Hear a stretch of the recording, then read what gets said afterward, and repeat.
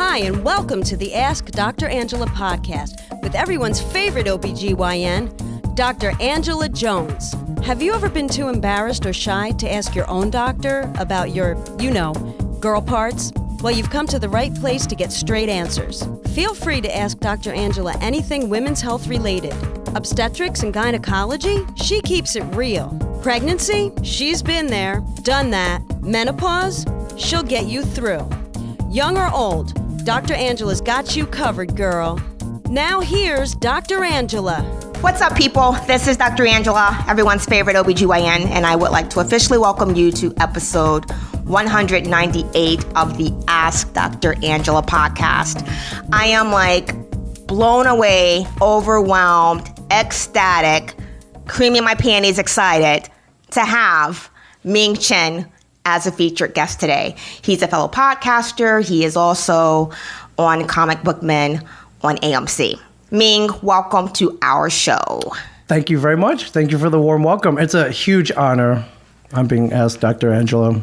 I might not be your target audience, but I am married. I like to think I know a thing or two about women. I spend a lot of time looking at and appreciating women. So, whatever they go through, I'd like to be knowledgeable about that. Just, I may not be able to relate 100%, but I'll get as far as I can. So thank you for the warm welcome. Well, Ming, just from, talking to my girl Carrie about you, reading, your bio, checking out your social media accounts, I know that we have a lot of things in common. We both have a great appreciation of music. We were just talking about A Tribe Called Quest. Yes. We both love women. Yes. You have a wife. I do. I also have a wife. I'm a mom. You're a dad. Yes. And so obviously, given what I do and given your familiarity with women, I think it's safe to say that we both know our way around vaginas pretty well. I would think so, yes. I would like to say so. So, Ming, let me just ask you this. This podcast is followed by a lot of women and more and more men lately. From a man's perspective, tell me, in the delivery room, first of all, I'm going to assume, did your wife have a vaginal or a C-section delivery? She had 2 vaginal births right here in Red Bank, where we're broadcasting right now. Shut up. Yeah. How were you in the delivery room? Were you even in the delivery room? I was definitely in the delivery room. I wanted to see the magic. I wanted to see the process. I wanted to see everything. I wanted to be there for her, whether she needed me to hold her hand or just have somebody yell at as she was dilating, getting the episiotomy, and actually delivering the child. I wanted to be there to support her.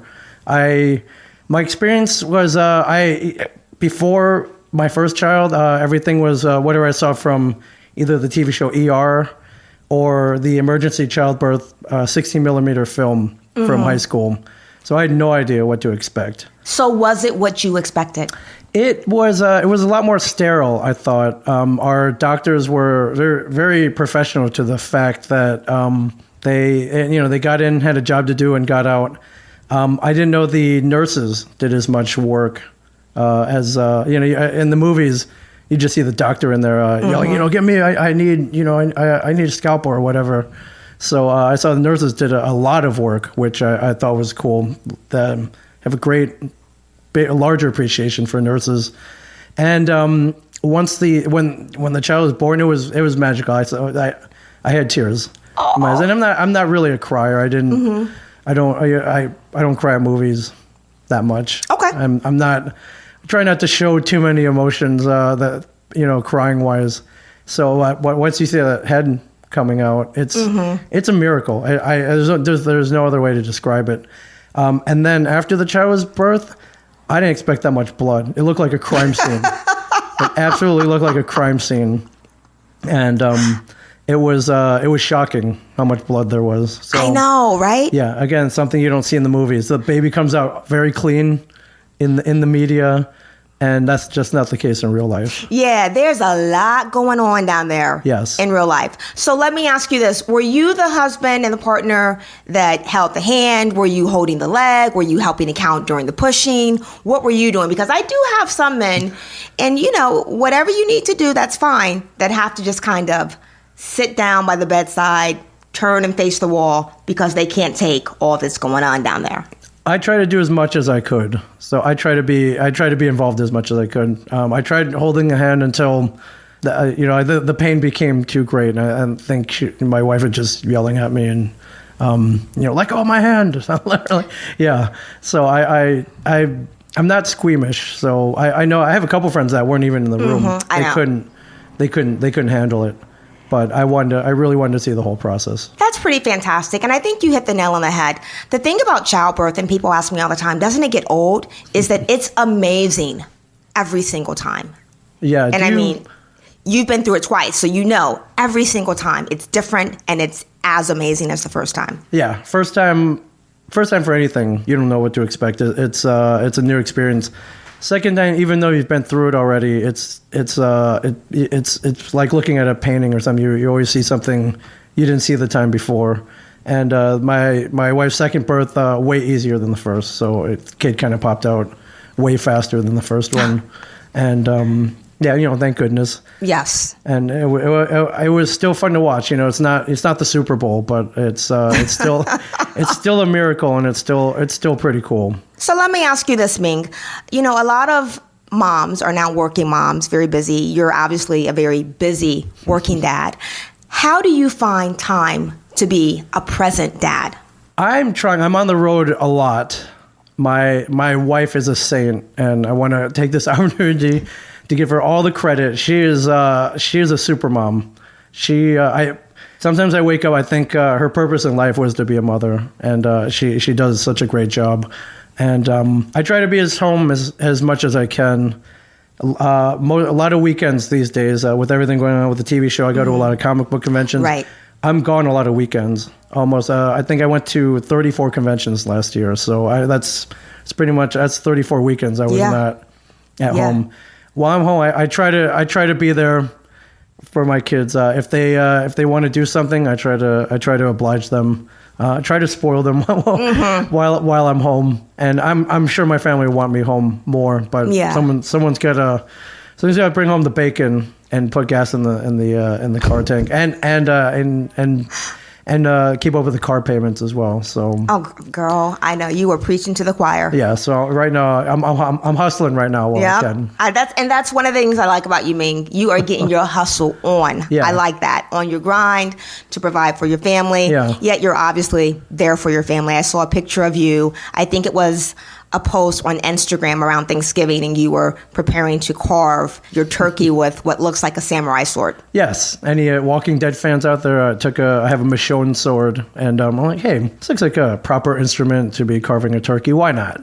So I've got to ask you this, being, on Comic Book Men, who is your favorite comic book character? And if you could be a comic book character, which one would it be and why? Oh, that's great. A lot of people love Batman and Superman. I'm going for a character you've seen in a major motion picture, but not as appreciated as I would like. A character named Hawkeye. Looks great in purple, and he shoots a bow and arrow real well. He wasn't blasted by cosmic rays. He's not from an alien planet, and his mom and dad didn't get killed by a crazed gunman, and which inspired him to dress up as a bat and scare criminals.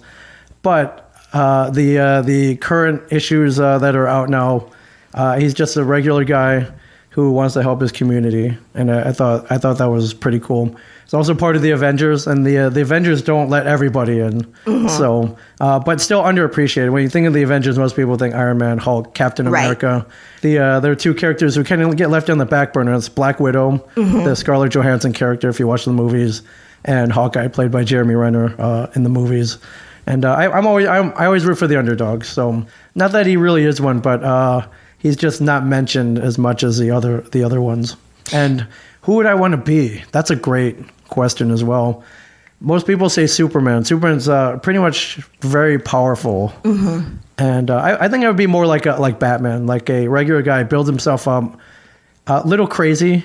You got to be crazy to go out at night to fight criminals. And I think I like about Batman, he has a code. He doesn't kill. He won't kill anybody. He'll subdue them.